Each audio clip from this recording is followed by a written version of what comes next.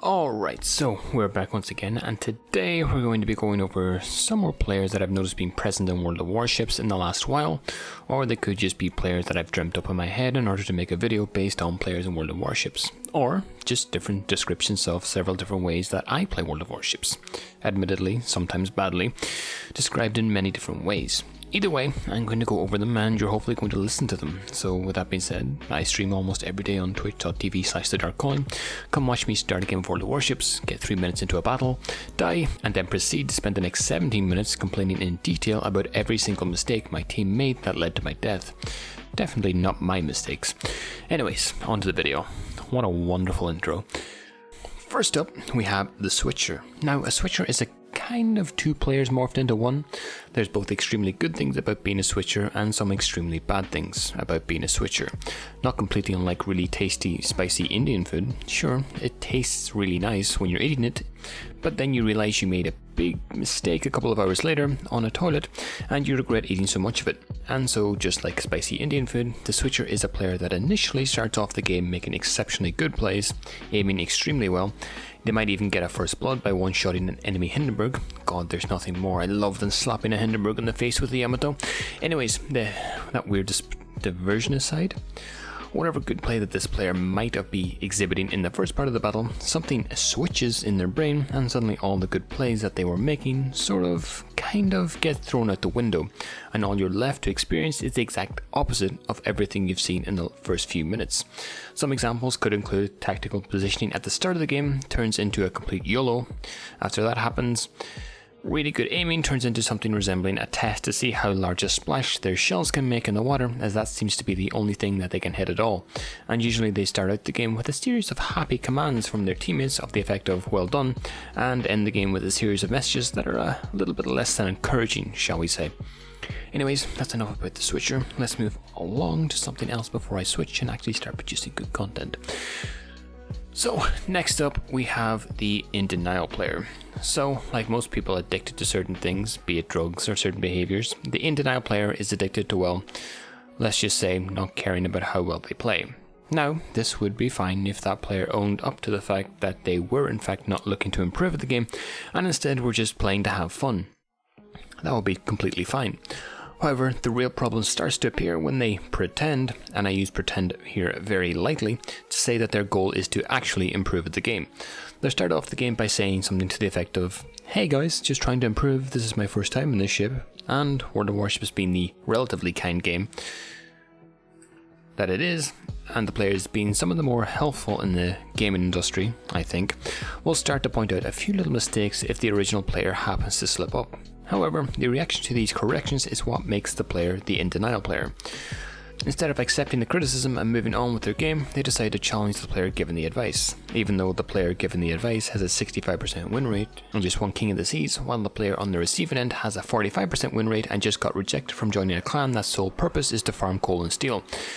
Now, the longer this player plays World of Warships, one of two things generally tends to happen. On the one hand, if the player recognizes that perhaps several pieces of advice are coming up again and again in every game they play, then maybe they slowly start to accept that they are perhaps doing something wrong, and thus change the way they play, and as a result slowly get better and a little bit less toxic over time. But on the other hand, the exact opposite can also happen. This player can continue to ignore all advice that they've been on the receiving end of, and believe that it's my team that's not doing all the right things and not changing how they play one single bit. And so what happens is that this player sees they aren't getting better, and that frustration at not getting better turns towards anger, and then those players become perhaps some of the most toxic in the game. In both ways. Verbally and actually gameplay wise. Anyways, on to the next one. So we move along to the next player, and this one being the one-trick pony. Now, I think I've covered this player before, but it's been so long that I've forgotten what I even said in that video. To be honest, I don't even remember what ship I played in my last game, so remembering what I said a month ago would be a bit of a stretch. No, wait, actually I played the Colbert. See, my memory is getting a little bit better. Anyways, the one-trick pony. The one-trick pony generally falls into playing one of the notable ships in the game, be it the Yamato, or the Grudzakurfürst, or the Thunder, or even the Petropavlovsk. god, I hate that ship, basically a battleship. Anyways, someone who plays those ships consistently could be considered a one-trick pony for that particular ship, because they play that ship so much that no other ships basically exist. And if they do decide to switch to another ship, their games and win rate have something in common. They both can be described by the number 18, i.e. their games will end at 18 minutes in, and their win rate will be about 18%. But that's not the type of one-trick pony I'm explicitly talking about here. The type I'm talking about both have a favourite ship, but they also have a, let's say, a favourite playstyle, shall we say, when they do queue up in that particular ship. Some of my favourites that I've had to experience over time include the YOLOing Groza Curvers that acts like they're actually going to YOLO the enemy team and get a hell of a lot of secondary damage, only to realise a quarter of the way into the cap that they didn't expect to take 75% of the ship's HP so quickly and decide to turn out, but in doing so shows flat broadside to the enemy team. Although, in fairness, I don't know if he was actually trying to bail on the YOLO or just trying to get a full salvo off. The firing angles on that ship are horrific. You can never really tell, to be honest. Another perhaps less notable one-trick pony of this type is the Railgun Yamato. Now, I'm assuming most of you have heard of railguns before. Those big cool guns that have to take into account the Earth's rotation in order to be aimed correctly. And usually this is a bit contradictory to the playstyle of the battleship, because battleships generally want to be doing at least a little bit of tanking of damage to be effective in the game. But with the Railgun Yamato player, they think that the only thing they have to do is sit out of range of everyone else and occasionally make you look up and think, where the hell did those shells come out of? And then you look and see the Yamato sitting 30 kilometers away with a spotting plane over its head, and suddenly it all makes sense. And before you complain about me putting down other players, I've done both of these things, so if anything, I'm calling it myself. In fact, I think I did the Groza Curvers YOLOing a few days ago. Sorry to my teammates. Anyways, on to the next player. So next up we have the Storyteller. This is a rare one, and not someone you would come across very often. Usually with this type of player you'll be able to spot them the second the game starts. And why is that? Well, usually before anyone can even get the good luck command pressed in chat, this player will have typed something to the effect of, "Hey guys, just want to take this opportunity to wish you all a really happy day. I hope everyone is doing well in your lives. By the way, my mom just ran over the family dog and I think I failed all my entrance exams to university." And with that, any hope of this being a normal game goes completely out the window, and all that's left is a combination of people feeling sorry for the guy, which is understandable, and a load of people making mistakes because they're wondering what the hell just happened, and another group of players getting progressively angry about the previous group of players making their mistakes, which then turns the game into a shouting match about who is more at fault, the guys making the mistakes for playing badly, or the guys being angry at those guys for not having more empathy. What am I even saying at this point? Anyways, at this point in the actual game, I exited to port and started making this video. I didn't think I was going to get much more done if I stayed in that game anyways.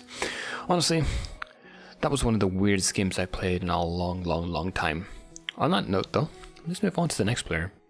And at long last, and with a lot of trepidation, we finally get to the last player of the video, and it's none other than the Hesitator.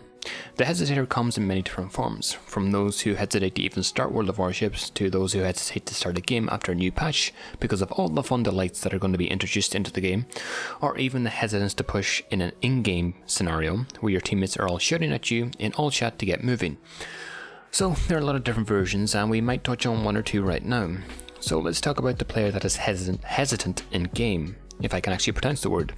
I spent enough time talking about the players that are on the opposite part of the spectrum, i.e. YOLOers, so I think it's fair that I focus on this side for once. On one hand, I think it's a good thing that they're hesitant, because generally most of the mistakes in this game come from the fact that players are all too eager to get into the game within the first 5 minutes and really tend to overdo it. However, where this goes too far is when it's 10 minutes into the game and they're still wondering whether or not to approach A cap or B cap, then we have a little bit of a problem. Now, that's not to say that all these types of players are bad. Generally, hesitating players are actually pretty good, especially when playing DDs. Most of the time, just staying alive for the first 5 minutes is enough to put you in the top half of your team in terms of XP learned. Earned. So, with all that taken into consideration, Hesitator is perhaps the best of an interesting bunch. I'll say that much at least. I'm not sure about other versions of the Hesitators. Maybe there'll be prime discussion material for another video.